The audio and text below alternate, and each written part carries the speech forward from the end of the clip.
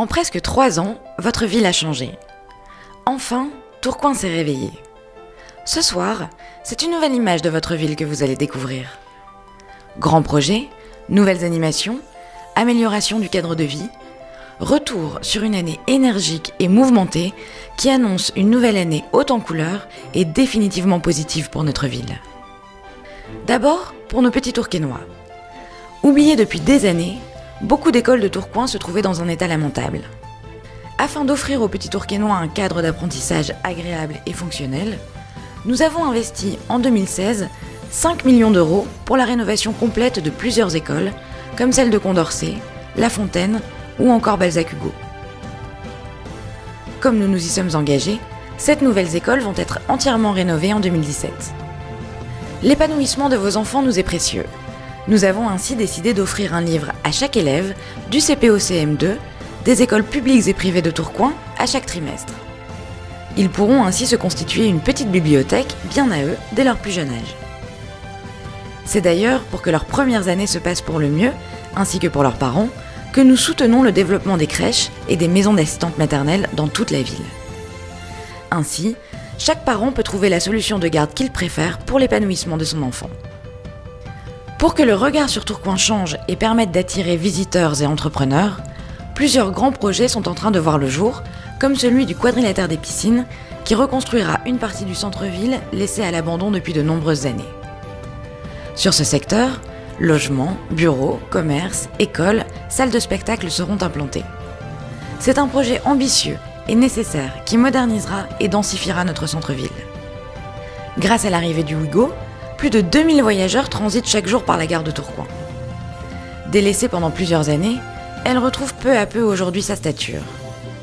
Désormais, il est possible de voyager dans la France entière au départ de Tourcoing, mais aussi de se rendre très facilement en Belgique et à Lille plusieurs fois par jour. Dans ce contexte du développement de la gare, il était nécessaire de revoir l'aménagement de la place Sémar afin qu'elle devienne plus pratique, plus sécurisée et plus fonctionnelle pour les visiteurs comme pour les habitants. Un autre quartier de Tourcoing sera bientôt reconstruit. Il s'agit du quartier de la Bourgogne, qui va bénéficier d'un programme de rénovation urbaine. Grâce à l'ANRU, ce quartier va retrouver un nouveau souffle. Il sera plus ouvert sur le reste de la ville et offrira à ses habitants un espace de vie beaucoup plus aéré et agréable.